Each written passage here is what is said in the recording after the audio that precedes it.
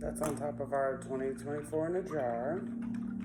Because, of course, absolutely necessary. And we're going to burn a little bit of this Palo Santo and some copal dust.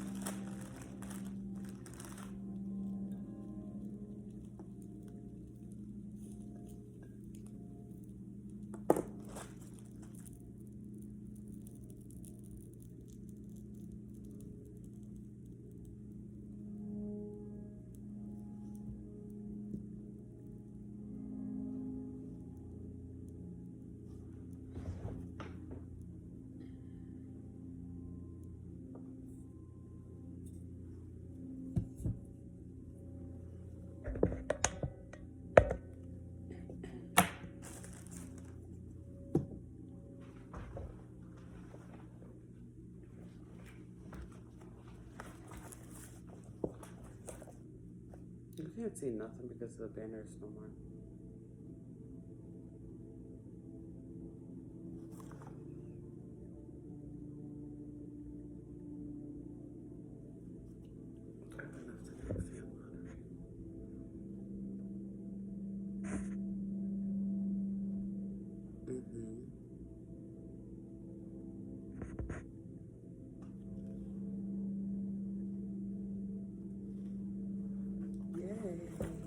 So, to begin, I use this Moon Phase Astrology book by Raven Caldera to create my tarot outlines for each of the moons.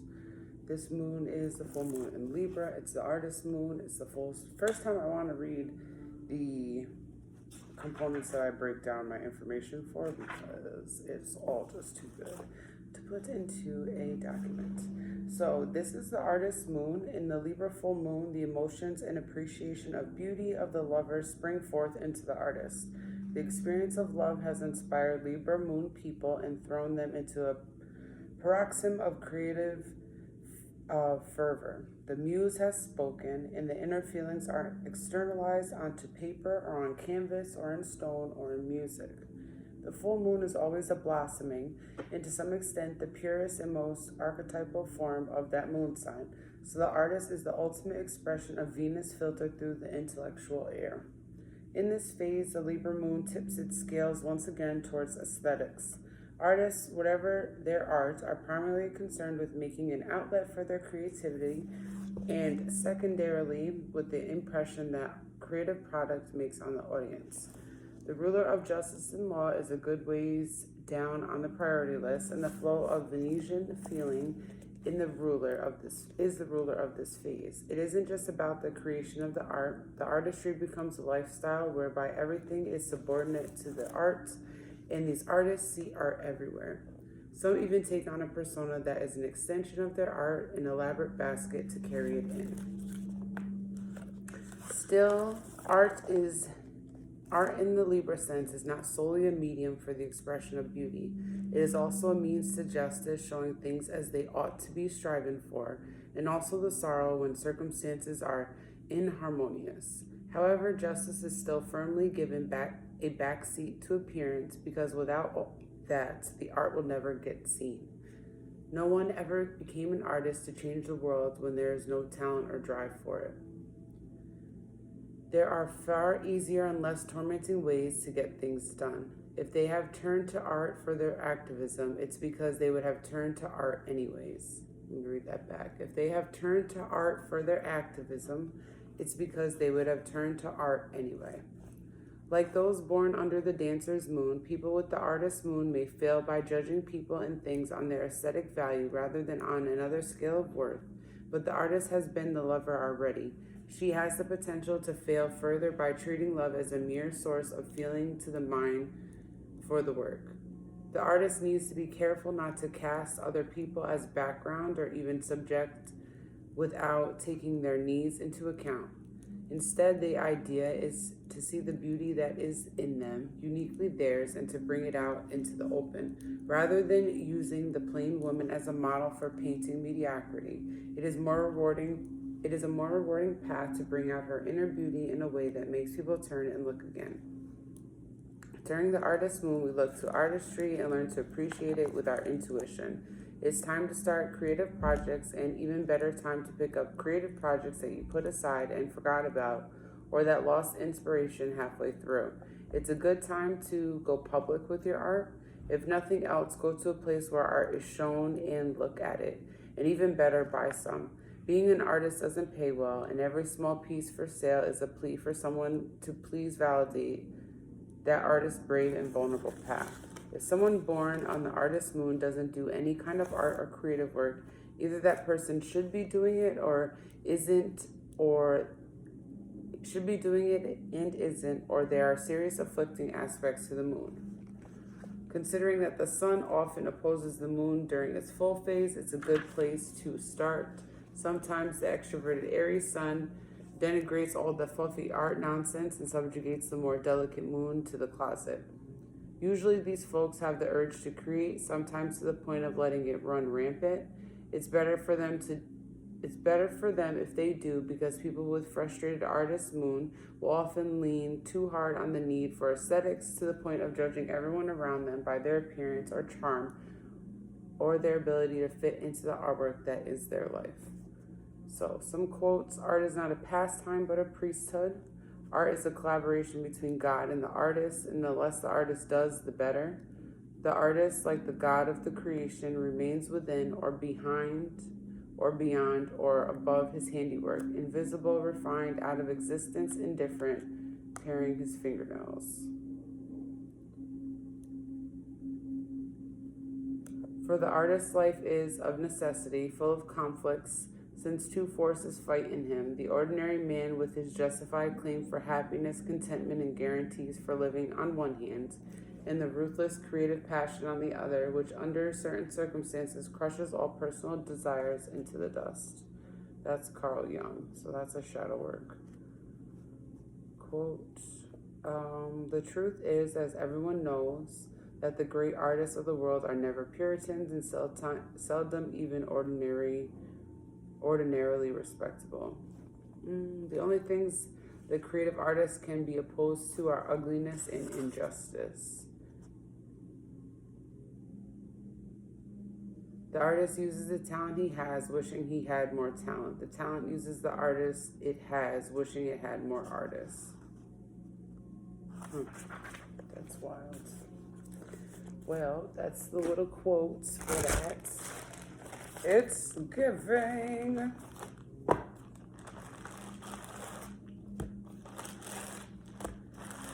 Yeah. So artist full moon, definitely playing into the landscapes, the beauty that is coming. Do you want to hear it? No. Disrespectful. This had to be heard. This had to be seen, and that's okay. Keep it mindful. Keep it intentional. Bring your gifts as you are intended on being seen, with or without effort. You are. So, with that being said, keep it cute. Keep it cute. I'm gonna find that house music.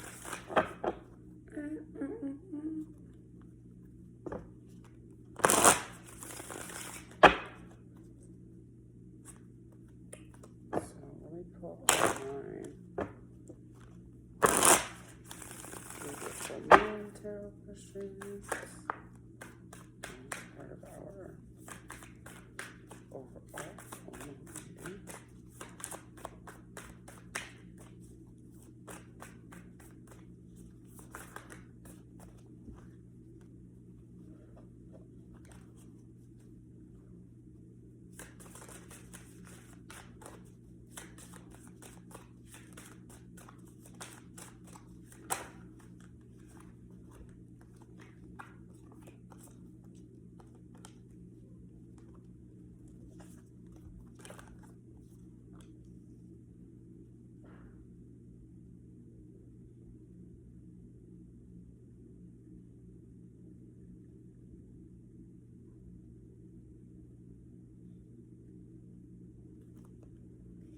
Yeah, this moon is very much about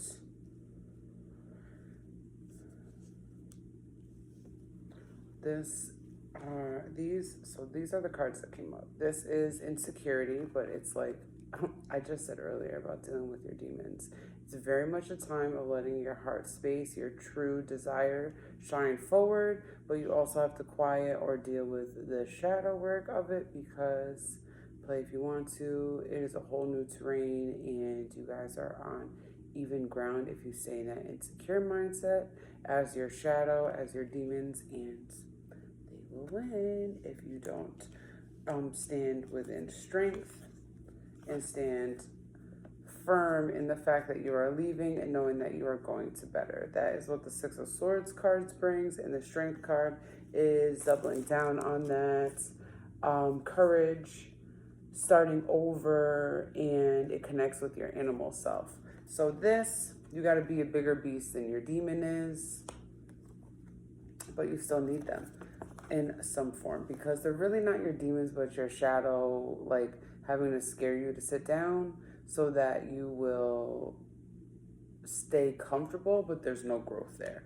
It's comfort has this, I feel like, double-edged sword in the sense that you want to be able to relax, but you don't want to be dormant there for too long because what change and transformation is happening when you remain comfortable and you're not really growing. Then we have guilt. Guilt. So this first card was a root chakra card. This also is in regards to insecurity. In this, there's no space for that. You can't inspire and be insecure at the same fucking time. So you have to pick one. And fun fact, your heart space is going to glow. You're not going to be able to hide from those that are meant to see you, and they will see you. So this aspect, but work on it. If you need support with that, ask for support, but you don't have to let them torment you. It's your shadow, your demons, I'm a firm believer, come from a place of experience, what they were exposed to and what they don't want to deal with again. So you have to hold space uniquely for your shadow self and those that haunted house that can be within, because what is trying to keep you blocked from it actually needs healing from. So Ashe. Guilt. We're going to go back and read these from the book too, but we have a sacral chakra card. We have, again, an extension of this duality. We have a drunk lady in the back, an angelic lady in the front. We don't want, and I love how this came after insecurity, that also has this duality component to the reading, that it's now, if we're not getting into this, the insecurity is going to turn to guilt, because we know we can do better and we were too afraid to. We were comfortable with our demons, our shadow being the biggest and the baddest in the room, and that's unfortunate because that's not the truth. You are still shining through, but it's in from a like dry eyes. You have no thrill for life here, and I didn't even notice that until just now, that you're also shackled. There's no thrill for life. There's no freedom here, and that, I believe, is a direct relation to not honoring, where you may be scared, fearful, having to step out of imposter syndrome and realizing like you are the main character. I did talk about that from the book's reading, but like you have to be main character because this moon comes from a journey and a path that the lover's moon was in connection to. So heart space has already been addressed. Heart space has already been through this like comedic dynamic, comedy, drama, transformation experience, but here we are, still back at it, still finding beauty in things, even when shit isn't always beautiful. So we next come to, I feel like with these primary chakras really being addressed in this duality, joy makes the most sense because we are again leading with the strength card. And we are leading with the Six of Swords. We are leaving this, regardless of how long it takes us in this path. I would say to really be in the energy of the Libra full moon. You don't want to take long. You want to really sit with, be intentional with that, but let it flow, let it go, and give grace to what that needs to be in space for that. If that's tears, if that's laughter, if that's writing, if that's having a Lilo and Stitch moment where you're Lilo and you're just laying down and music is just playing, let those be healing frequencies, if anything. So it also participates in with your joy. This flowing expression. Fun fact, I'm going to take these as sunflowers. I know in my heart they are not, but they are cuter to talk about as sunflowers. Sunflowers are fun because when it is, if you have a patch or a batch of sunflowers, when it is not, the sun is not shining, they face each other. And it's like really cute in my opinion. So it's going to go to the glow and get it glow. I don't know if y'all saw it, but she was really twerking and it was a beautiful thing. Keep that. And then we have despondence. This is, if I'm not mistaken, a third eye chakra. It's definitely heavy, in my opinion, on par with my ghetto gospel reading of yesterday of these motherfuckers is going to hate from outside the club, inside the club. Are you going to let them club you in the head so then you are now clubbed with them? I think not. We're still thriving. We're still blooming. There's always going to be haters. Just don't let them get too much hateration. Let the screams in the room be from those that love you and not hollering. So there's not hateration and holleration. You can't put that in this dancery. Not in of joy, not with strength, not with what we're leaving. And that's okay. A lot of times I feel like we were our hateration and holleration in the dancery. Percolate it, get it up out of there. It's not meant to be there. So let's now talk about these cards. They came out in order.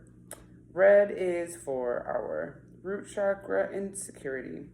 Demon red rainbow, meaning he wants to stay red because he wants to be scared and fearful in the root chakra, but is really a rainbow. How this demon got dynamics and you scared too, baby? You try to scare me and you scared. What in the Mike Wazowski is going on here? You need to go back to Scare Academy, and that's okay. Insecurity. Energy turned within can lead to fear and stagnation. Courage is necessary if you are to be fearless and move forward. This is a message to grow up inside into a greater energy and to invoke courage from the angels to progress. See, I'm trying to be saying that. I really do. The readings just be so good. The greatest adversary is the one living inside me.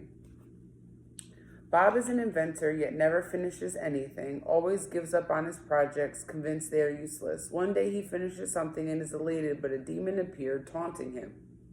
I wish a bitch would. The demon red rainbow is comprised of our greatest fears. In a dream, Bob discovers that he can distinguish between real and imagined fears. The demon red rainbow can no longer stop him from realizing his dreams. Miraculous changes lie ahead. Life always takes a turn for the better when we face our demons. Stay on course. Trust that an ally will appear. The gift of adversity is never given without the ability to overcome it. Do I listen to my fear? How can I tap into my courage? Key ideas are being courageous, facing adversity, finding tremendous power within, and undervaluing your contribution. The meditation reminder from here is, from a place of peace, call upon 2 or 3 of your spiritual protectors. When they appear, express your fears. Allow your protectors to give you strength and assist you in becoming greater than your fears. So, the Strength card. And the Six of Swords. The Strength card is from Princess and the Frog. Always a reminder of I'm almost there. Tiana was heavy on that, and she eventually got there. And we are leaving and going to the better. Please leave the demon red rainbow. Reading rainbow. You got to go. Next, guilt is a sacral chakra card.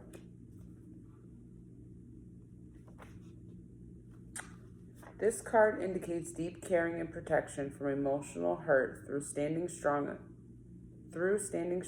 in your emotions. There is great inner resolve here. Once your mind is made up, you can see where others have tried to manipulate you. Reclaim your life. Now let's get to this one. This is kind of tea. I'm sorry, but I have to take care of myself.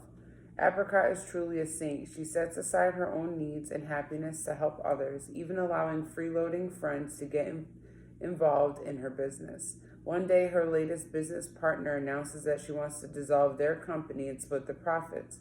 Apricot stands up to her. The company is hers and she did all the work, while the so-called partner did nothing. Now she will only give from her excess, not from her reserve.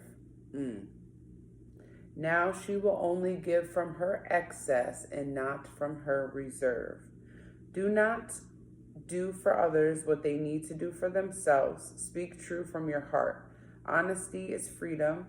Any guilt is fear of being disliked.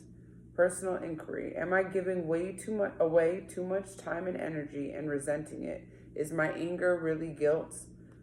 The meditation here is imagine chains holding you down. As you relax, the links weaken one by one.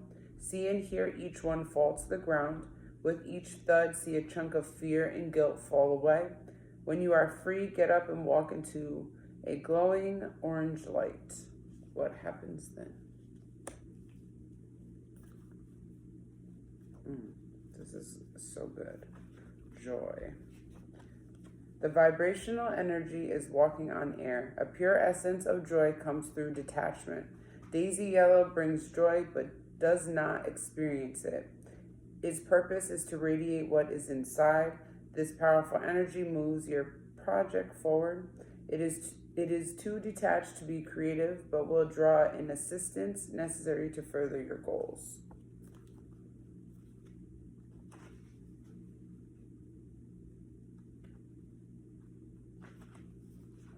Let's just jump and see what happens.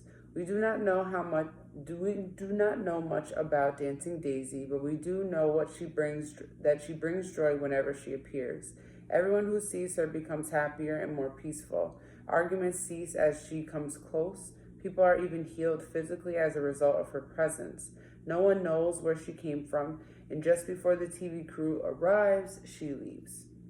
Dancing Daisy represents a new joyous phase in life and a significant change such as a move, a new job, or a marriage. This is the moment after the leap. Oh my God, I wrote a lot about that previously.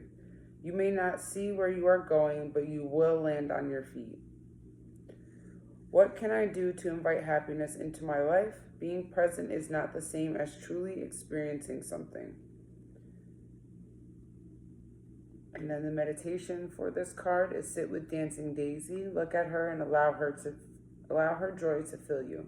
Now imagine a ball of sunshine in your solar plexus. Let it expand, allowing the room to be filled with this radiant energy. Send it out to the universe with love. Things manifest quickly after touching this energy. Shout out to us. Next we have a third eye chakra card, and this is despondence. You have all the answers you need within. This card may indicate an emotional tie that no longer serves you. Remember how you relate to the issue is the issue. Remember how you relate to the issue is the issue. Remember how you relate to the issue is the issue. Obstacles are removed when you change your relationship to them. By taking action, I found the road out. Iris is depressed and unable to look after herself or her home. She cries out to the great spirits for help. Mother Earth appears and suggests Iris shower, eat a good meal, and clean up her house. She does, but she still feels despondent. Suddenly, a hurricane hits and Iris springs into action to rescue her neighbor's friends. In the urgency, Iris finds a way out of a depression by taking action.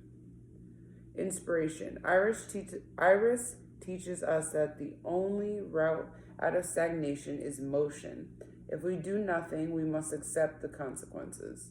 Personal inquiry.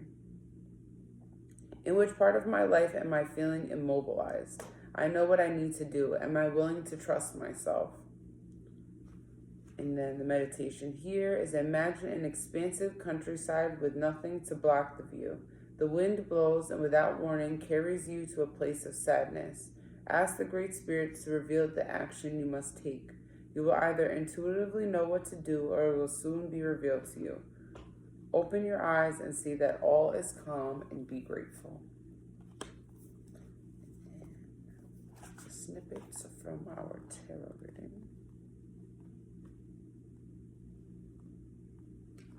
Strength.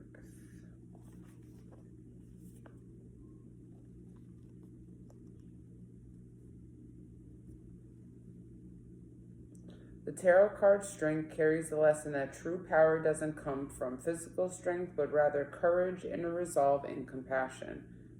Though you may not find yourself faced with actual crocodiles, strength is a positive sign that you have the determination, good sense, and outright grumpation to meet any challenge head on and come out on top.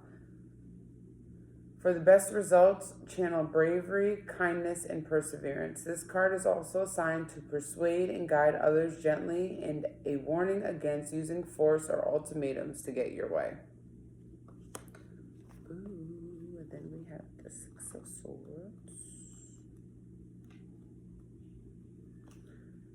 Six of Swords indicates you've recently been through a difficult time. Unexpected setbacks can be demoralizing, but don't let them derail you completely. The situation is salvageable. Don't despair. So, in honor of the artist moon, we have these cards that came out.